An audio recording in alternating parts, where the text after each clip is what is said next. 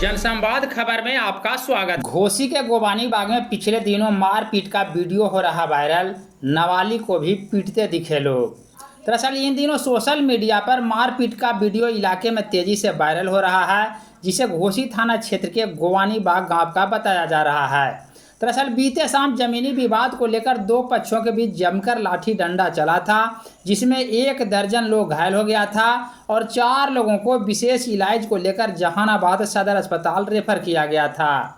मारपीट के वायरल हो रहे इस वीडियो में बीच सड़क पर दोनों तरफ से लाठी डंडे चलने और मारपीट के दौरान सड़क पर गिरे लोगों की तस्वीर सामने आ रही है। घटना को लेकर दोनों पक्षों के द्वारा अलग अलग आवेदन पुलिस को दिया गया है, जिसमें पुलिस मामले की जांच कर रही है। इस रिपोर्ट में आप देख सकते हैं बीच सड़क पर किस प्रकार रण क्षेत्र बना है और सड़क पर लोग आ जा रहे हैं। इसी दौरान दोनों पक्ष के लोग हाथ में लाठी डंडे लिए हुए हैं और मारपीट की घटना हो रही है।